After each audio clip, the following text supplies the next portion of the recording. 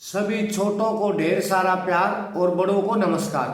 साथियों, गीता सार का जो अगला थय पृष्ठ है, थय पृष्ठ हम शुरू करते हैं बिना किसी देरी के। प्लीज वीडियो को आखिर तक सुनें, गीता ज्ञान है ये। और अगर आपको कोई हमारे से शिकायत हो कि हम तेज आवाज में बोल रहे हैं या जल्दी जल्दी पढ़ रहे हैं, तो वो भी आप हमें कमेंट करके बता सकते हैं। हम आपके हर सुझाव पे अमल जरूर से जरूर करेंगे। तो आइए शुरू करते हैं गीता सार का, गीता ग्रंथ का थय पृष्ठ, जिसका नाम रहेगा गीता का योग। गीता में योग शब्द के बड़े विचित्र विचित्र अर्थ हैं। उनके हम 3 विभाग कर सकते हैं। युजिर योगे, धातु से बना योग शब्द, जिसका अर्थ है समरूप परमात्मा के साथ नित्य संबंध, जैसे समतवम योग उच्यते आदि। यही अर्थ गीता में मुख्यता से आया है। दूसरा जो इसका विचित्र अर्थ है, युज समाधो, धातु से बना योग शब्द, जिसका अर्थ है चित्त की स्थिरता अर्थात समाधि में स्थिति, जैसे यत्रो परमते चितम निरुद्धम योग सेवया आदि।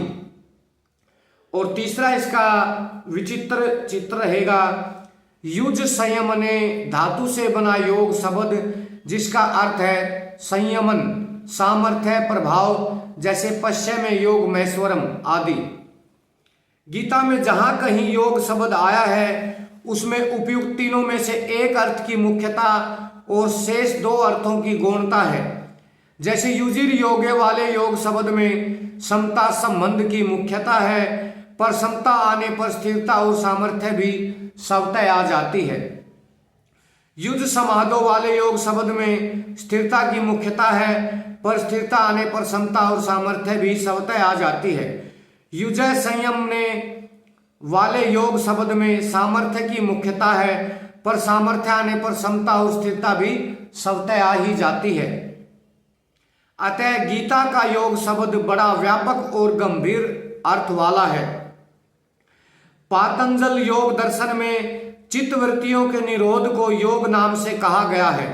योग चित्त वृत्ति निरोध है, और उस योग का परिणाम बताया है दृष्टा की स्वरूप में स्थिति हो जाना, तद्रा दृष्टम स्वरूपे अवस्थानम। इस प्रकार पातंजल योग दर्शन में योग का जो परिणाम बताया गया है उसी को गीता में योग नाम से कहा गया है। दूसरे अध्याय का 48वां और छठे अध्याय का 23वां श्लोक तात्पर्य है कि गीता चित्रवृत्तियों से सर्वथा संबंध विच्छेद पूर्वक स्वतः सिद्ध सम स्वरूप में स्वाभाविक स्थिति को योग कहती है। उस समता में स्थिति नित्य योग होने पर फिर कभी उससे वियोग नहीं होता, कभी वृत्ति रूपता नहीं होती, कभी व्युत्थान नहीं होता। वृत्तियों का निरोध होने पर तो निर्विकल्प अवस्था होती है, पर समता में स्थिति होने पर निर्विकल्प बोध होता है। निर्विकल्प बोध अवस्थातीत और संपूर्ण अवस्थाओं का प्रकाशक है।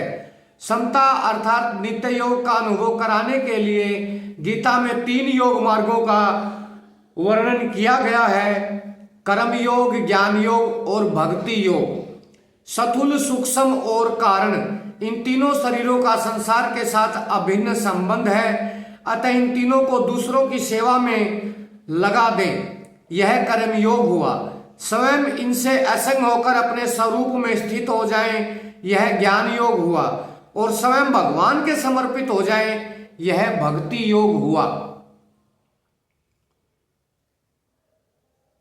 यह भक्ति योग हुआ।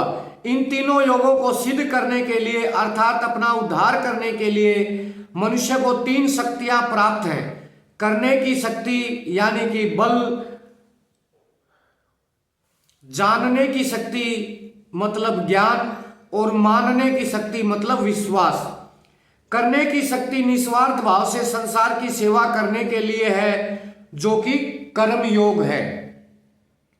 जानने की शक्ति अपने स्वरूप को जानने के लिए है, जो ज्ञान योग है। और मानने की शक्ति भगवान को अपना तथा अपने को भगवान का मानकर सर्वथा भगवान के समर्पित होने के लिए है, जो भक्ति योग है। जिसमें करने की रुचि अधिक है वह कर्म योग का अधिकारी है, जिसमें अपने आप को जानने की जिज्ञासा अधिक है वह ज्ञान योग का अधिकारी है, और जिसका भगवान पर श्रद्धा विश्वास अधिक है वह भक्ति योग का अधिकारी है। ये तीनों ही योग मार्ग परमात्मा प्राप्ति के स्वतंत्र साधन हैं। अन्य सभी साधन इन तीनों के ही अंतर्गत आ जाते हैं। सभी साधनों का खास काम है जड़ता से संबंध विच्छेद करना। अतः जड़ता से संबंध विच्छेद करने की प्रणालियों साधनों में तो फर्क रहता है, पर जड़ता से संबंध विच्छेद होने पर सभी साधन एक हो जाते हैं, अर्थात अंत में सभी साधनों से एक ही समरूप परमात्म तत्व की प्राप्ति होती है। इस समरूप परमात्म तत्व की प्राप्ति को ही गीता ने योग नाम से कहा है, और इसी को नित्य योग भी कहते हैं। गीता में केवल कर्म योग का, केवल ज्ञान योग का अथवा केवल भक्ति योग का ही वर्णन हुआ है, ऐसी बात भी नहीं है। इसमें उपयुक्त तीनों योगों के अलावा यज्ञ, दान, तप, ध्यान योग, प्राणायाम, हठ योग, लय योग आदि साधनों का भी वर्णन किया गया है।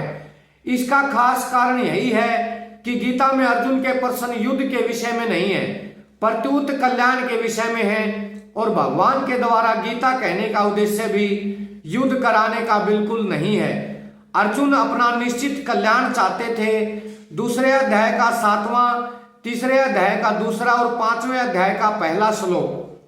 इसलिए शास्त्रों में जितने कल्याणकारक साधन कहे गए हैं उन संपूर्ण साधनों का गीता में संक्षेप से विशद वर्णन भी मिलता है। उन साधनों को लेकर ही साधक जगत में गीता का विशेष आदर है, कारण कि साधक चाहे किसी मत का हो, किसी संप्रदाय का हो, किसी सिद्धांत को मानने वाला हो, पर अपना कल्याण तो सबको अभीष्ट है। तो साथियों, ये आज का हमारा जो गीता सार का गीता का योग का पृष्ठ था। जल्द मिलते हैं किसी दूसरे अध्याय के साथ, और आप जो प्यार प्रेम आशीर्वाद दुआएं हमें दे रहे हैं उन सब के लिए हम आपके आभारी हैं। वीडियो को ज़्यादा से ज़्यादा लाइक कीजिएगा, अपने मित्रों सगे संबंधियों के पास शेयर कीजिएगा। जो साथी नए जुड़े हैं चैनल से वो हमारे चैनल ज्योति फॉर लाइफ को सब्सक्राइब भी जरूर कर लेना। तो साथियों, आप सबका पुनः पुनः आभार। जल्द मिलते हैं गीता सार के अगले अध्याय के साथ।